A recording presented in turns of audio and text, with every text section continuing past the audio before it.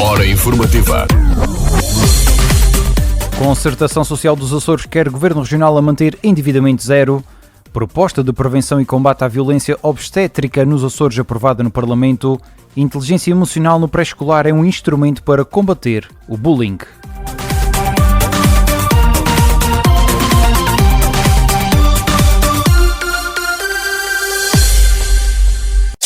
A melhor informação no RCA é uma oferta de Atlantis Mediação de Seguros. No Largo de São Bento, número 2. Atlantis Seguros. Quem conhece, confia. Olá, boa tarde. O Conselho Económico e Social dos Açores sugeriu ontem que se mantenha em 2024 a política de endividamento zero sem comprometer os fundos comunitários e os pagamentos do setor público. Walter Furtado, presidente do Conselho Económico e Social dos Açores, referiu que o Conselho Económico reconheceu ao Governo de forma maioritária que mantenha o endividamento zero porque esse tem um peso muito grande para as gerações futuras e não só. De acordo com o economista e antigo secretário regional das Finanças, é preciso negociar a taxa dos juros dos encargos com a dívida dos Açores. Continuar a perseguir uma política de renegociação dos contratos no sentido de melhorar ainda mais a nossa dívida, a taxa garantida, por conseguinte a taxa fixa, por conseguinte já diminuir, passou de 25 para 15, mas se possível ainda diminuir. Walter Furtado referiu ainda que a política de endividamento zero, sendo uma orientação correta, não pode pôr em causa duas coisas. Uma delas é o uso racional e possível dos fundos comunitários. Não pode comprometer os fundos, a utilização dos fundos comunitários. E a segunda, não pode ser feita à custa dos pagamentos em atraso. O Governo tem que ter uma preocupação grande nesse sentido, porque de facto existem algumas queixas, sobretudo em relação ao setor público e um setor muito específico, que é o setor da saúde. Walter Furtado considera que é crítico uma boa execução dos fundos comunitários que totalizam 300 milhões de euros em 2024. O dirigente do Conselho Económico afirma que houve o reconhecimento por parte do secretário regional das Finanças, que participou na reunião, que o cenário macroeconómico da proposta estava muito otimista e desajustado, sendo que este vai ser corrigido antes de subir a plenário do Parlamento Regional. O quadro macroeconómico que estava subjacente a essa proposta estava muito otimista, estava desajustado da nossa realidade. Ora, manter aqui nos Açores um crescimento de 2,9%, que era praticamente o dobro do resto do país, parecia-nos bastante otimista e isso foi um compromisso da parte do Governo, rever essa parte. Nos documentos, o Governo Regional previa um crescimento para 2024 de 2,9%, quando no resto do país era de 2,7%, sendo que o Executivo Nacional baixou esse valor para 1,5% na proposta entregue na Assembleia da República. O Parlamento aprovou hoje um projeto de resolução apresentado pelo Grupo Parlamentar do Bloco de Esquerda para prevenção e combate à violência obstétrica nos Açores. Apesar da aprovação por unanimidade, muitos partidos não concordaram com o preâmbulo da iniciativa. Também o Governo Regional não concorda com o que está escrito no preâmbulo. Eu penso que a grande questão do preâmbulo se deve pelas palavras que estão lá escritas, mas porque em nenhum dos parágrafos do preâmbulo consta o esclarecimento que as técnicas que são efetuadas são, obviamente, necessárias, porque está em causa o bem-estar do bebê. Daí a necessidade daquelas técnicas terem de ser efetuadas. E eu penso que para aliviar toda a carga negativa que consta no preâmbulo, bastaria um pequeno esclarecimento sobre esta situação. Agora, é diferente, e daí a nossa concordância, em que sim, as mulheres têm que ser informadas da possibilidade de terem de ser efetuadas no decorrer do trabalho de parto as referidas técnicas. Mónica Saidia, secretária regional da Saúde e Desporto. Foi aprovada por maioria a criação de condições para a implementação de tarifário tendencialmente único para transportes coletivos. Esta iniciativa do deputado independente Carlos Furtado tem como objetivo fixar pessoas nos meios mais afastados nos centros urbanos. O deputado deu nota que um dos desafios da atualidade é manter o nível habitacional e demográfico destas localidades mais afastadas. Para tal acontecer, é necessária a negociação com as empresas de transportes coletivos.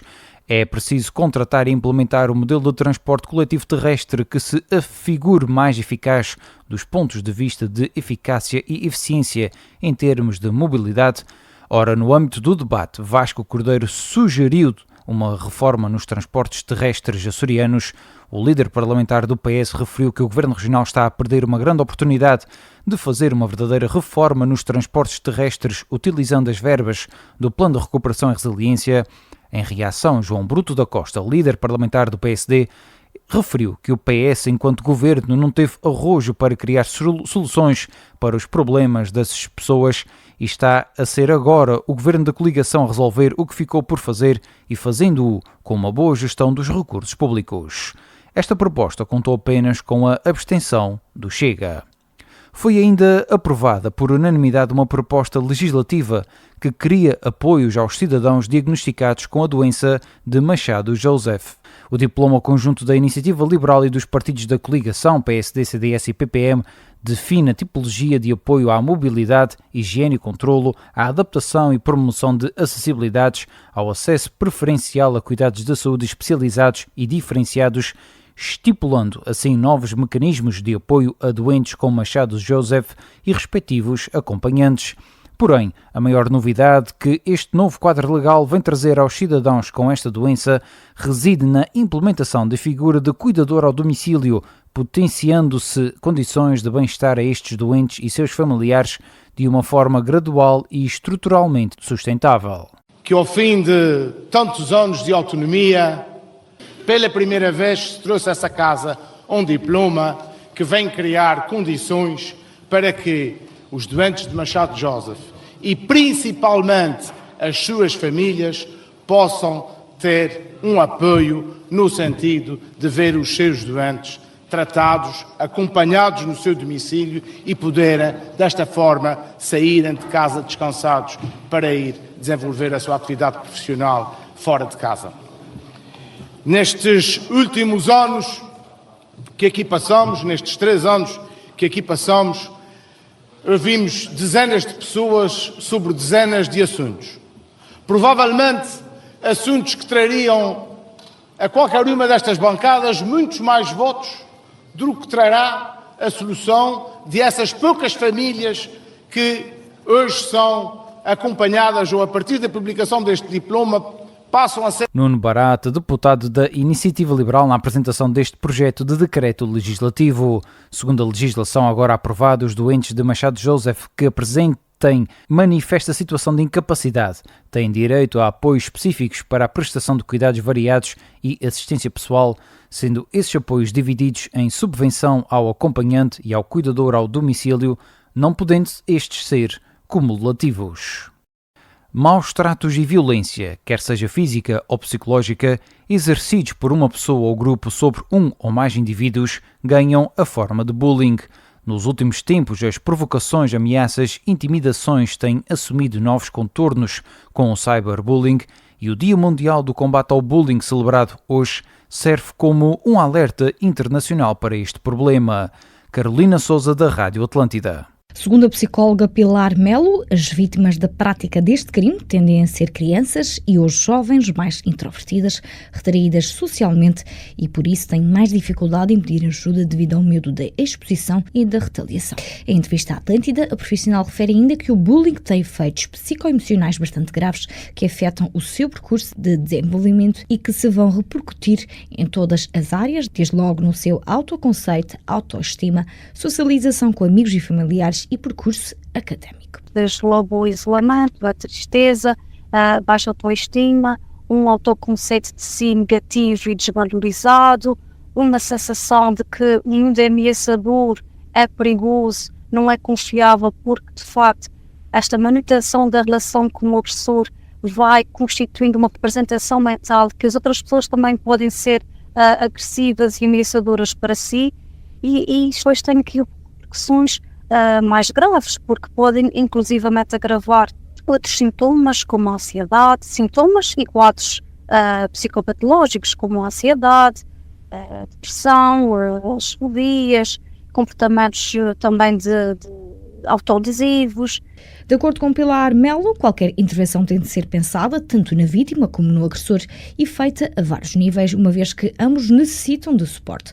Para isso, envolver a família, figuras de referências principais, bem como toda a comunidade escolar, torna-se fundamental. Não quer dizer que as campanhas de sensibilização, de informação e de intervenção não têm que continuar, porque elas têm um caráter contínuo, mas elas têm que começar cedo, porque só assim conseguimos travar estes números, não é?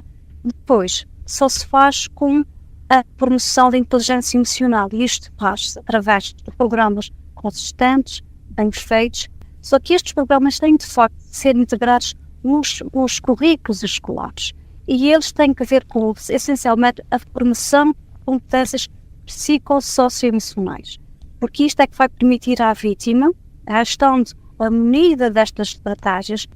Já o comissário do Comando Regional da PSP dos Açores, Eurico Machado, indica que no último ano as ocorrências registadas na região são menos de 2 dezenas e não seguem um padrão. O número que nós temos ainda não é muito expressivo, ou seja, estamos a falar aqui a nível da região autónoma dos Açores, menos de 2 dezenas de casos de bullying que se encontram aqui devidamente reportados à PSP. Portanto, a nível das idades, portanto, das vítimas, não existe propriamente aqui um padrão. Portanto, o bullying é algo que acontece quer alunos mais jovens, não é, do segundo ciclo, por exemplo, quer numa fase mais adiantada, por exemplo, do secundário, ou seja, é algo que é transversal, no fundo, a todos os ciclos de escolaridade. E agora, esta questão do bullying, ou de nós não termos aqui números muito expressivos de casos de bullying, felizmente, isso não significa necessariamente que o bullying não ocorra, não é? E é precisamente por isso que nós temos que estar particularmente atentos a esta matéria do bullying.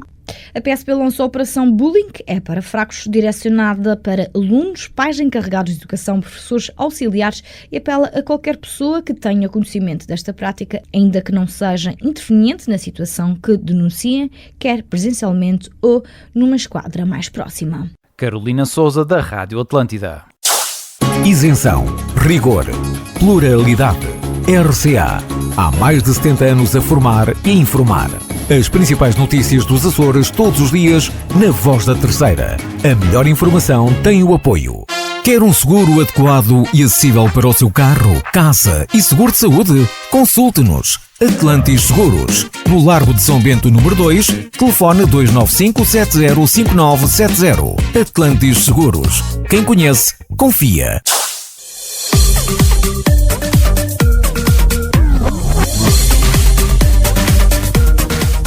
Ficam por aqui as notícias da hora informativa nesta tarde de sexta-feira, dia 20 de outubro. Eu sou o Diogo Andrade e desejo-lhe a continuação de uma boa sexta-feira e um ótimo fim de semana.